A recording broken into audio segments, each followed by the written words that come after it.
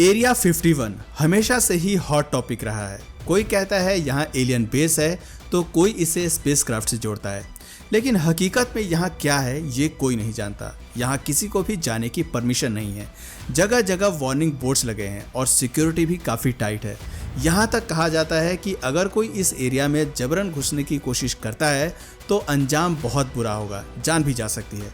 आखिर इस छोटे से एरिया में कौन सा ऐसा राज दफन है जिसे अमेरिकी सरकार छुपाती आ रही है? एरिया 51 का रहस्य क्या है?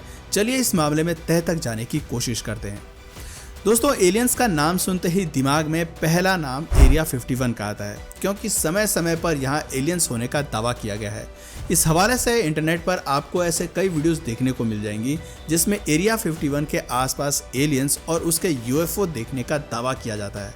हालांकि इन वीडियोस में कितनी हकीकत है और कितनी कहानी, इस बारे में कुछ कहा नहीं जा सकता, मगर इतना ज़रूर है कि यहाँ कुछ तो ऐसा है जो काफ़ी सीक्रेट है।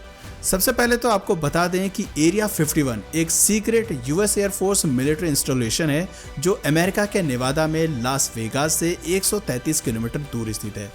ये रहस्यमय जगह रेगिस्तान के बीचों बीच है जहां आम इंसानों के एंट्री बैन है। अगर कोई गलती से इस एरिया के आसपास चला जाता है तो उसे वहां चेतावनी से भरे कई बोर्ड मिल जाएंगे, जिसके बाद शायद ही कोई अंदर जाने की कोशिश करेगा। इसी वजह से एरिया 51 लंबे समय तक रहस्य बना हुआ है। कुछ लोग कहते हैं यहाँ एलियंस का अंतरिक्ष यान है, वहीं कुछ लोगों का कहना है कि इस जगह पर अमेरिका को एक एलियन का शव मिला था जिस पर यहाँ कई सालों से परीक्षण चल रहा है। लेकिन इस रहस्यमय जगह की सच्चाई इतिहास में कहीं अधिक गहराई से छिपी है। आपको बता दें कि साल 2019 में एरिया 51 को लेकर एक बड़ी दिलचस्प बात सामने आई थी, जिसमें बॉब लजार नामक एक शख्स ने कुछ ऐसा बयान दिया जिसे सुनकर पूरी दुनिया में हलचल मच गई। अगर आप इनके बारे में नहीं जानते हैं तो आपको बता दें कि लजार अमेरिकन कॉन्स्पिरेसी थ्योरिस्ट हैं जो दावा करते हैं कि उन्हें 1980 के दशक के अंत में अलौकिक तकनीक को रिवर्स इंजीनियरिंग करने के लिए काम पर रखा गया था। बॉब लजार का कहना है कि सरकार ने उन्हें एरिया 51 में एलियन टेक्नोलॉजी पर काम करने का कॉन्ट्रैक्ट दिया है, लेकिन बाद में उनका ये बयान झूठा साबित हुआ। मगर इनकी बातों से मैटी रॉबर्ट्स नाम का एक स्टूडेंट इतना प्रभावित हुआ कि उसने एरिया 51 में जाने का डिसीजन लिया। इस काम को अंजाम देने के लिए मैटी ने एक फेसबुक इवेंट बनाया जिसका नाम रखा गया storm area 51 they can't stop all of us. चौंकाने वाली बात है कि इस पेज के बनते ही करीब 2 मिलियन से ज़्यादा लोग इससे जुड़ गए। मैटी ने इसमें लोगों के साथ एकजुट होकर एरिया 51 में घुसपैठ करने की अपील की थी। हालांकि ये महज एक मजाक था जिसे लोगों ने गलती से सीरियसली ले लिया। जब मैटी को ये बात पता चली तो वो बुरी तरह से घबरा गया और उसने फौरन एक सूचना जारी की और कहा कि ये महज एक मजाक था। अगर कोई एरिया 51 में जबरन जाने की कोशिश करता है तो मेरा उससे कोई लेना देना नहीं है। हालांकि यहाँ तक पहुँचना काफ़ी टफ था क्योंकि यहाँ आसपास न तो कोई सीएनजी है और ना ही कोई पेट्रोल पंप, और तो और यहाँ दिन के समय काफ़ी गर्मी भी रहती है। आपको सुनकर हैरानी होगी कि एरिया 51 में लोगों का धावा बोलने का प्लान बाद में एक म्यूजिक इवेंट में तब्दील हो गया और उसकी थीम एलियंस थी। एक और चौंकाने वाली बात सामने आई और वो ये थी कि मिलिट्री ने यहाँ 30,000 लोगों के आने का अनुमान लगाया था, मगर असलियत में वहाँ केवल 6,000 लोग ही पहुँचे। यहाँ जाने वाले लोगों का अंदाज़ा था कि एरिया 51 के आसपास ठहरने की कोई सुविधा नहीं है, इसलिए वो अपने साथ टेंट और चेयर आदि लेकर आए। दिलचस्प बात तो देखिए कि इवेंट में शामिल होने वाले लोगों से कहीं ज़्यादा यहाँ पुलिस फोर्स की संख्या थी। जैसा कि सबको लग रहा था कि ये लोग एरिया 51 में घुसपैठ करने की कोशिश करेंगे, मगर ऐसा कुछ हुआ नहीं। उन लोगों ने केवल यहाँ पार्टी में मौज मस्ती की और फिर वो लोग आराम से लौट गए। मगर इस दौरान सरकार को काफ़ी नुकसान हुआ क्योंकि उन्होंने सुरक्षा के लिहाज से इतने सारे पुलिसकर्मी जमा किए थे कि उनकी कीमत $3 लाख पड़ी, जिससे सरकार को काफ़ी नुकसान पहुँचा। खैर, एरिया 51 के पास रेचल नाम का एक छोटा सा गांव है जिसकी आबादी महज 54 है। कहते हैं कि ये इलाका इतना सीक्रेट इसलिए है क्योंकि ये एक Nevada test and training range है और ये 12,000 वर्ग किलोमीटर से भी ज़्यादा एरिया में फैला हुआ है। इसके अलावा पास में एक और रिस्ट्रिक्टेड एरिया है जिसका नाम नेवाडा टेस्ट साइट है, जहां अमेरिका ने पहली बार परमाणु हथियार का परीक्षण किया था। पत्रकार एनी जैक्सन ने अपनी किताब area 51 uncensored history of America's top secret military base में इससे जुड़ी चीज़ों के बारे में बताया है। उन्होंने कहा कि आधिकारिक तौर पर अमेरिकी सरकार ने कभी भी एरिया 51 के अस्तित्व को स्वीकार नहीं किया, कई वर्षों तक ये क्लासिफाइड रहा। जैक्सन ने आगे किताब में लिखा कि इस इलाके की गोपनीयता एलियन के कारण नहीं बल्कि गुप्त परमाणु परीक्षण और हथियारों के विकास में इसकी भागीदारी से थी। उनका कहना था कि परमाणु ऊर्जा आयोग, रक्षा विभाग और CIA सहित विभिन्न एजेंसियों ने विमान और पायलट से जुड़ी परियोजनाओं पर सीक्रेट तरीके से रिसर्च करने के लिए इस एरिया को चुना था। उनमें से एक ऑपरेशन प्लम बम था। किताब में बताया गया कि 1957 की गर्मियों और शरद ऋतु के दौरान सेना की तैयारी, आकस्मिक परमाणु विस्फोट और जीवन पर न्यूक्लियर फॉलआउट का प्रभाव जानने के लिए ऑपरेशन प्लम बम चलाया गया। इसके तहत 29 वायुमंडलीय परमाणु विस्फोट किए गए थे। इस प्रयोग के कारण 1980 के दशक तक जमीन का कुछ हिस्सा रेडियो एक्टिव पदार्थों से दूषित हो गया था। इसके अलावा उन्होंने बताया कि अमेरिका USSR के खिलाफ एक न्यूक्लियर शक्ति वाला अंतरिक्ष मिसाइल बनाने की कोशिश कर रहा था, जो पूरा नहीं हो सका।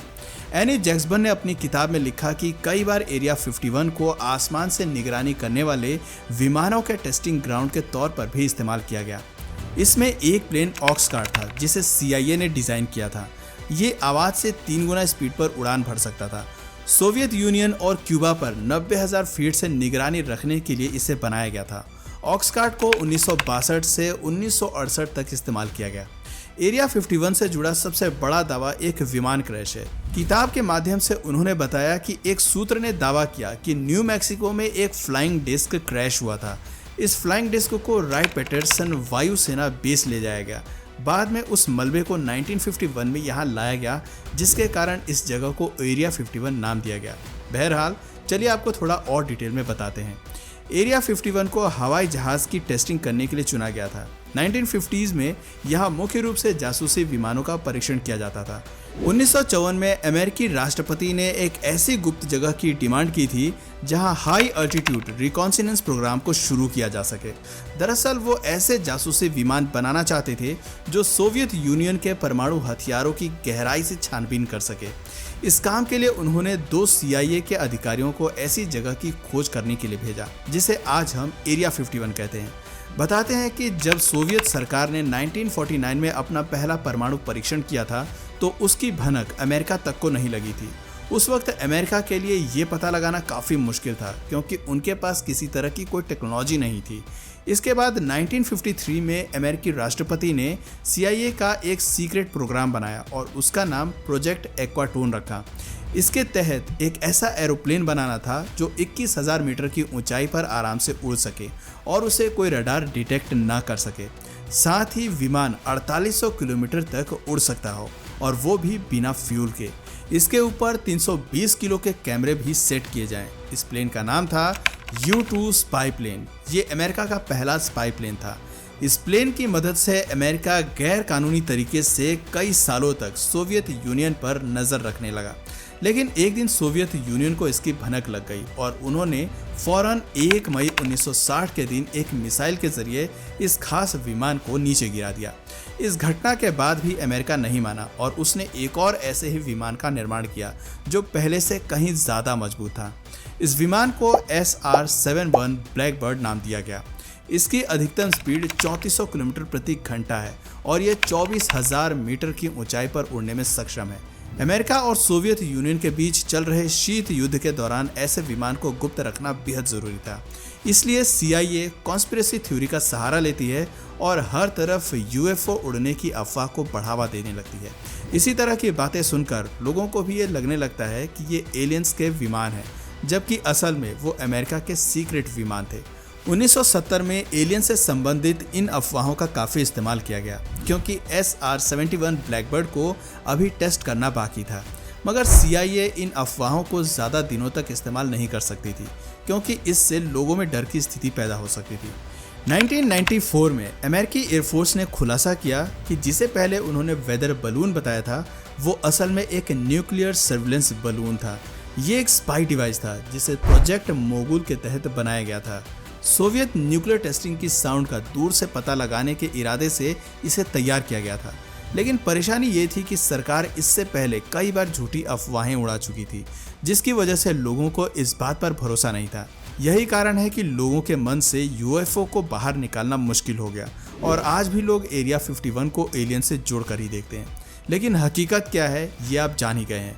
आज भी एरिया 51 में विमानों की टेस्टिंग जारी है। उम्मीद करता हूं दोस्तों आपको ये जानकारी पसंद आई होगी।